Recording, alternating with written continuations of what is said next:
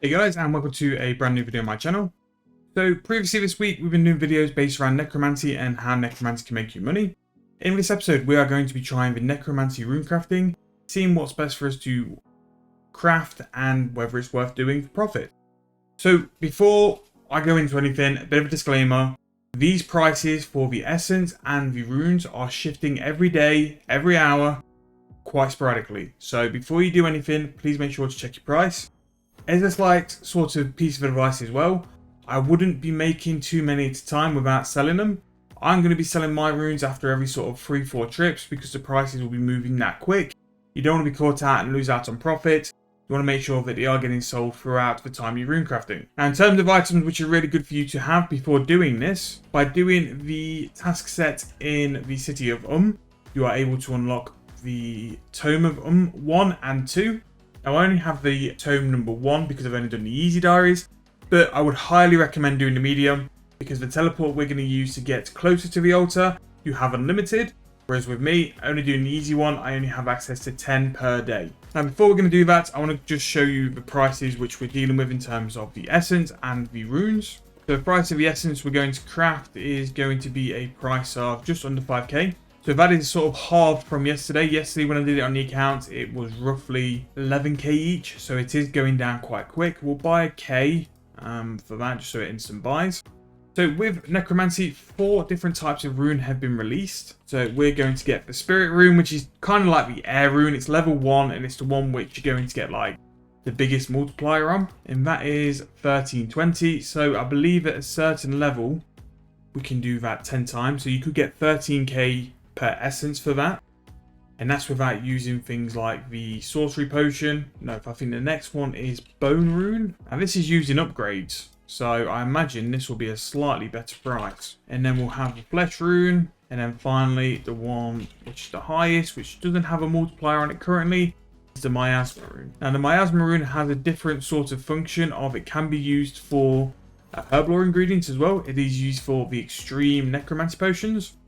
Right, so if we just check, so the bone rune is buying for 4.9k, the flesh rune is buying for 6k, and the miasma rune currently is buying for 13k. Now in terms of levels and multipliers, at level 99 I can do 10 spirit, 3 bone, and 2 flesh. So if we have a look, so spirit is 13.2k, bone is going to be 14.7, flesh is going to be 12k, so really at the minute, bone is the best one for us to do. Although don't sleep on spirit, spirit can also make some decent profit as well. Now that's everything in terms of prices, and this is something I'd probably be doing every couple of hours, depending on how much you're going to runecraft. So in terms of the setup, you can still use your pouches if you were normally runecrafting. I am going to take that power burst, and we can also check the price for power burst as well. Power burst of sorcery does work. So this is something I definitely recommend taking because it's going to give you double runes. Now just have a 2-minute cooldown. So even if you didn't have access to the tome, it can be an option to walk because of the cooldown. You won't really be like too far out of pocket. Right, so we're just going to set up our preset. So we're going to fill. Go into your pouches first. It's a right click on your pouch, configure. And then that way you can pick which essence you want going into your pouch first. So we've selected impure. So when you go to the bank and you try and fill it back up, it doesn't do that basically. So if we empty, fill all that, then we go to fill. They are all filled with the essence which we want them to. There we go. And then we've got the familiar. We just need our tome and then essence. And then I can quickly set up a... So now we have our setup for runecrafting. So in terms of the armor, I've got the rune ethereal. I don't think... Oh, it does. So it does fill up with the runes. Right, okay. So that's even more. You can use your full infinity ethereal set or rune set to fill in with some extra essence as well. So in terms to get to the altar as quick as possible, we're going to operate that and teleport. This is going to take us to Killy the Smithy, and the altar is only northeast from there. So if you click here from the smithy, it's just a 1 click and then your account will just path its way through and go to the altar from there. Now in terms of a banking, I would probably say you could bank with Killy because you would have unlimited access to the teleport, or you can go to war. It's really your preference. To be fair, going back to the smith, won't be the hardest thing in the world. So then we were going to craft the bone rune. So here is the altar. All 4 of the runes are in this altar. So you've got flesh, miasma, spirit, and bone. So we've decided to do bone. We're going to click our power burst, go to the altar, and it will all be done in one big go.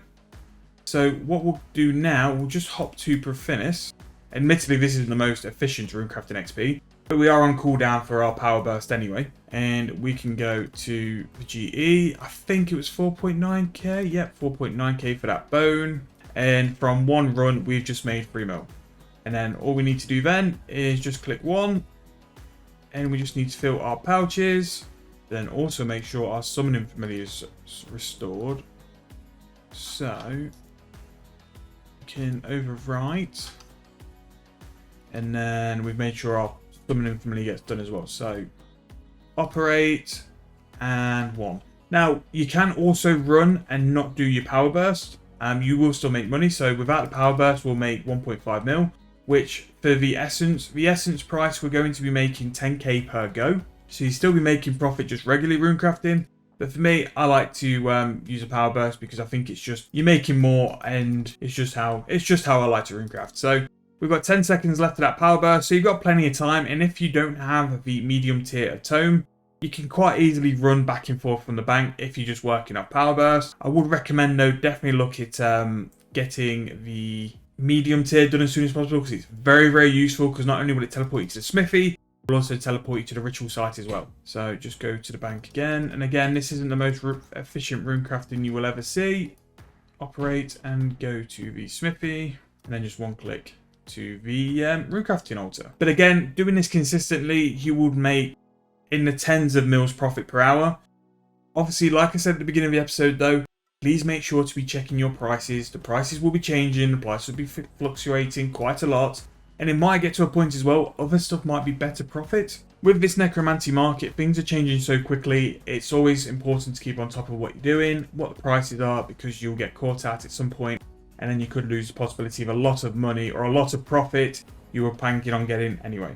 But yeah, that's pretty much the runecrafting method in a nutshell.